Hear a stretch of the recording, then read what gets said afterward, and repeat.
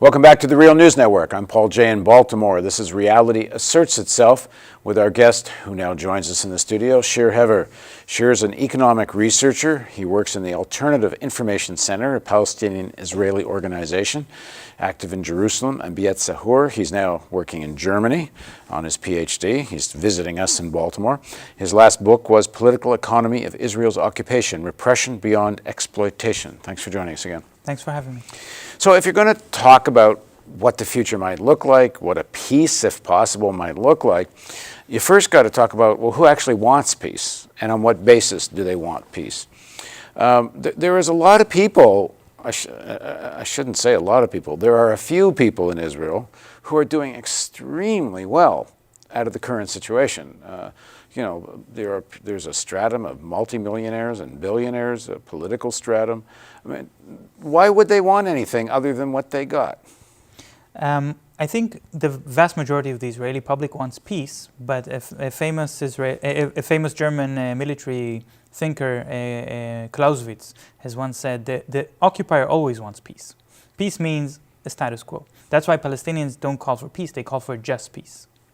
And that's also why the Israeli peace movement has collapsed, because the peace movement had this kind of idea that if Palestinians would be offered peace, they would just accept that the current situation will continue. And of course, that's a completely false premise. But there are, of course, people in Israel who do have an incentive to end occupation and to end the injustice.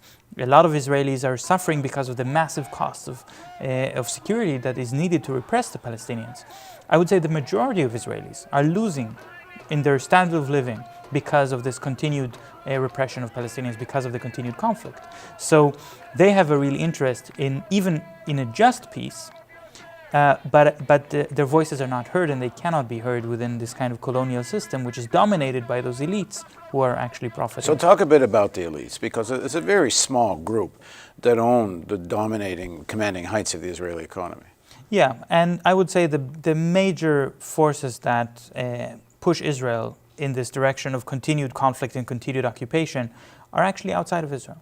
These are the forces that the U.S. government and right-wing groups within the U.S. that fund the most extremist and violent political movements inside Israel. Sheldon Adelson in the U.S. Has opened up a free newspaper in Israel in order to make sure that Netanyahu keeps winning the elections, with a massive investment that no one on the other side can match.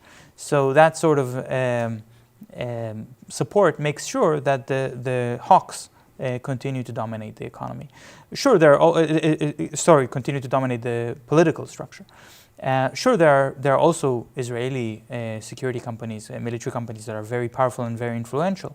In fact, there was a meeting in 2011 of 80 of Israel's biggest capitalists, but not from the security sector, which said, if Israel will continue on this path, we're going to get to the situation in South Africa. We're going to be boycotted by the world. We have to do something. They had this emergency meeting, but they couldn't actually do something. It shows that even capital has its limits.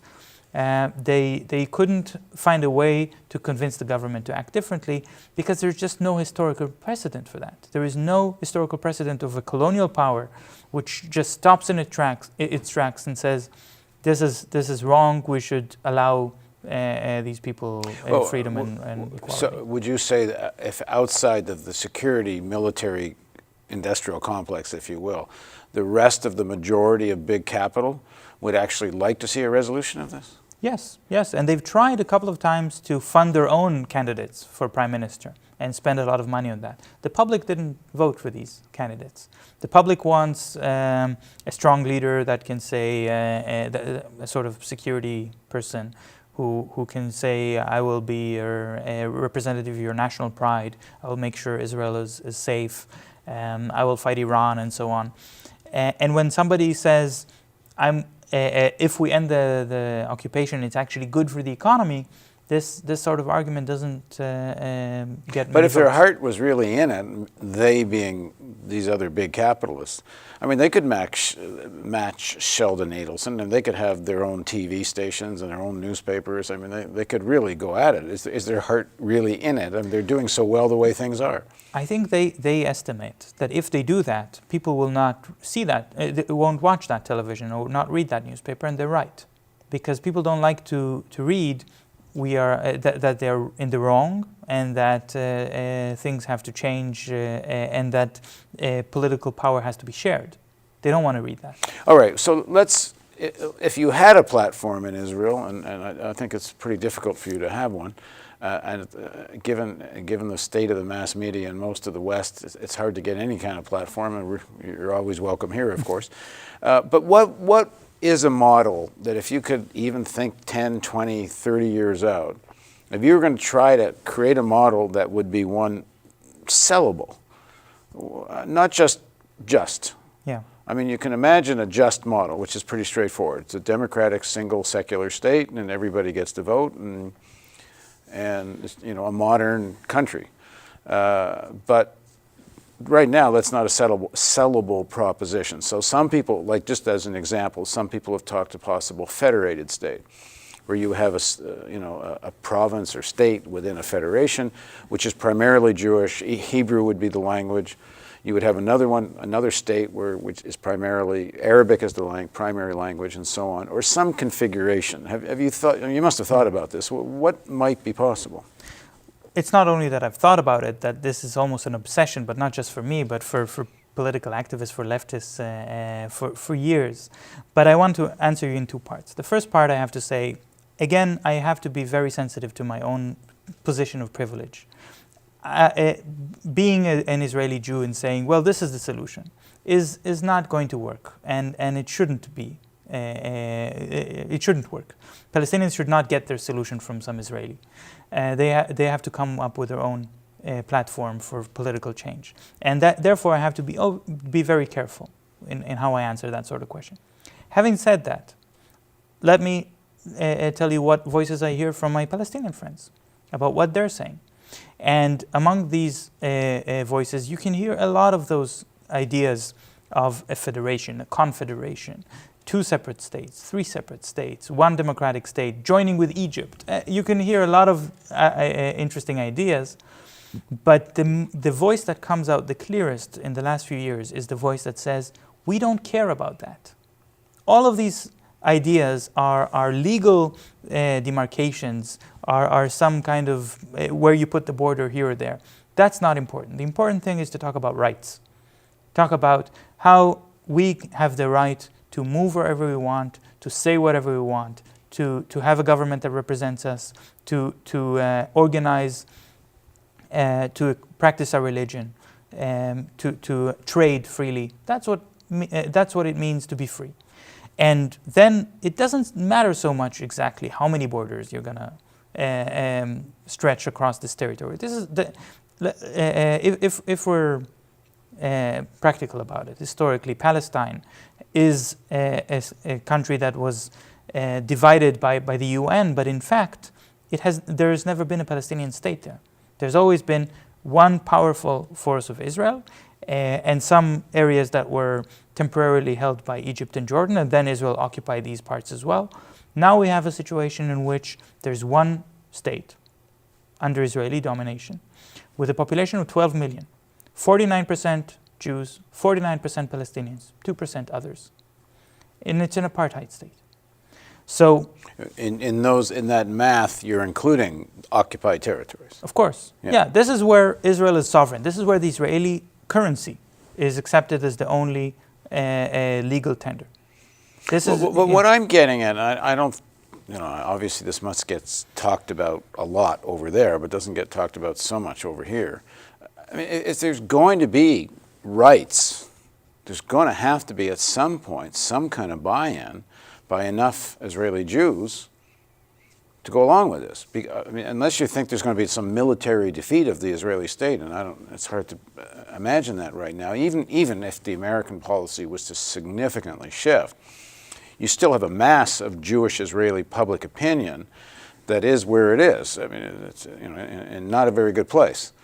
Yeah. There's got to be some kind of understanding of how that's going to be dealt with to create a model that's at least the next step. There's this famous British general that once said in Zimbabwe, whatever happens, we have machine guns and they don't. And they lost. So the military defeat is not so unimaginable. But of course it'll be further down the road. It's not gonna be in the next few years.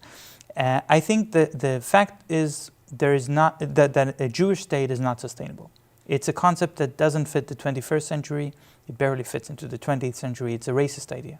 Well, so the question is, without question, it's a racist idea, but it's there. I mean, so is the Iranian state a racist idea. So is the Pakistani state a racist idea. I mean, there's no reason why a Jewish state is more racist than an Islamic state. What's the difference? Well, I think there's a difference between a theocracy and a racist state. Because in Iran, you can always convert to Islam, right? And in Israel, you cannot convert to be a Jew if you're Palestinian. You can't? There's a theoretical possibility, but in practice, no court of rabbis would let you do it. But even if you could, it doesn't change the fact that it's a religious-based state. It's an Islamic state in Iran and Pakistan and some other places. What's the difference? I mean, why is it so different? The difference is that you were born in as Jewish or not Jewish. That it's imprinted. There's many Jews born in Iran, but the state is Islamic. Yeah, no, I'm saying that the law is a racist law. The law it says it doesn't. If you find that your grandparent is Jewish, it almost doesn't matter what you believe and what kind of lifestyle you have. You can get an Israeli citizenship. It's not that different in Iran. If you have Persian blood, you can have been born in Canada, for example. I have a friend who was born in Canada, never been to Iran. She went to Iran. They consider her Persian. They consider her Iranian. Persian blood from 2,000 years ago? Doesn't matter. Okay. If you're Persian, you're Persian. I'm not an expert on Iran. There's bloodline there. I mean, I'm not saying, I'm just, there's differences, of course, but I'm saying it's... But I'm also not saying that Iran is a sustainable political model either. I agree. I don't think it is. Yeah, but so I'm saying that the Jewish state will collapse. It's a question of, it's a matter of time and it's a matter of how. When you said military defeat, I'm going to say there's another option. There's also a political defeat and a cultural defeat. Well, I was about to get to that because then you get to the campaign for boycotting, disinvestment, and sanctions. Yeah. It's clearly having some influence. It's hurting the Israeli economy. If it was stronger, it could precipitate more self-interest in some kind of change in Israel. Yeah. But don't you then still have to have, okay, then what does that look like? So because if you get to a point of real rights, the way you're talking about, this can't be a Jewish state anymore. Exactly. Yeah, it cannot be a Jewish state. It's going to be, even if there will be a separate Palestinian state, according to what we call the two-state solution, then the battle will continue. The struggle for equal rights in Israel will continue because Israel cannot be a Jewish state. It has to be a state for all its citizens, one way or another. The way that this defeat comes, it comes very suddenly. And of course, the model is South Africa, where 1 week before apartheid collapsed, 90% of white people in South Africa supported apartheid. 1 week after apartheid collapsed, they all say we were always against it. And the Israeli Minister of Justice, Tzipi Livni, just said a couple of weeks ago, in response to the BDS movement, she said, I went to South Africa and spoke to some Jewish people there about their experiences from this era of the fall of apartheid. And the main thing they told me is it came unexpectedly, it came suddenly. There's a moment in which you lose courage, you lose your faith that you can continue to repress other people forever. And that moment may not be as far as we believe. I'm hopeful. I think you would, personally, you'd have to see some pretty serious revolutions in the Arab world, which is not out of the question. But if Israel was then looking at revolutionary, progressive governments actually willing to do more than lip service in support of the Palestinians, that might change the equation. But right now, I can't see it. With the current Arab regimes, Israel does not have much to fear. Well, I think the fact that Israel doesn't have much to fear from external forces actually makes it easier for the Israeli public to realize that you cannot distract from the main question about what kind of apartheid regime you have inside.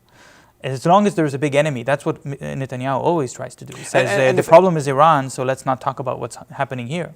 Yeah, an age-old practice. If and in my mind, it's only a question of when, the world heads back into a massive economic crisis triggered either by finance or something else, how would that affect the politics in Israel if you started getting unemployment of 15, 20, 25%, 1930s style economic consequences? Well, I think it's not a question about how deep the crisis is. It's a question about how it is perceived. Economics is not like physics. It's not. You cannot measure the red line that makes a society collapse. It's all about how people think about the situation. So as long as people, there was the Arab boycott against Israel for many years, and it only started to fall apart with the Oslo negotiations. And the Arab boycott, in many ways, was much more comprehensive and effective than BDS, but it was not perceived in Israel as a real problem because it was seen as a sort of incentive for Israel to invent itself and get their goods elsewhere. But now we're in a different situation. Now, every time a performer, an artist, decides not to make their performance in Israel as a political statement because they reject apartheid, it has more impact on the Israeli public than if a loss of millions in exports. So that kind of impact makes Israelis think maybe we should go to other countries. There is actually a strong immigration of Israelis out. My question wasn't about BDS. My question is, I think it's just a matter of time. I don't know whether it's 2 years, 5 years, or 10 years. I doubt it's much longer. Yeah. Where the kind of financial shenanigans that triggered the 2008 crash repeat themselves in a far more profound way. And we could be seeing unemployment rates of 1930s style level of unemployment around the world. And I think everybody should, that's interested in the well-being of people had better get their heads around what are we going to do when that day comes, because it could be sooner than later. Yeah. How might that affect Israel? Well, I agree with you that this sort of crisis seems imminent, but I'm quite worried that it will have exactly the opposite effect on Israel. Because one of the things that the government or the media in Israel are saying whenever there's a question about how long can we sustain the occupation, they say, well, look at Greece, look at Spain. Things are bad elsewhere, so we're not so special, so we can continue and not address these acute questions. So if the crisis is global, then it makes it much easier for the Israeli government to just brush it aside. So right now, the BDS movement is having the most effective thing of those people that want to see a change in Israel. BDS is the main game at the moment? I think there's no other movement that has a really horizon and an imagination of how they're going to move on to the next step. BDS in itself cannot change anything. That's very important to say. BDS in itself is a way for the international community to express solidarity, for people around the world to show that they are watching what's happening in Palestine and want to take part in that. But there's no level of BDS that makes Israel forsake their policies. It comes from the Palestinians who are fighting for their rights and being supported by BDS. But BDS has a profound impact on the Palestinian struggle too, because the main thing that Hamas are saying all the time, they're saying the international community has forsaken us. They don't care about us. So we have only ourselves to trust to free ourselves from the shackles of occupation. And the BDS is saying, no, there is somebody paying attention, which means that there's an alternative to the violent path and to the military struggle. Okay, thanks for joining us. Thank you. We're going to continue this discussion with Shir in another series, sometime probably in a few weeks or a few months. But for now, this is Reality Asserts Itself on the Real News Network.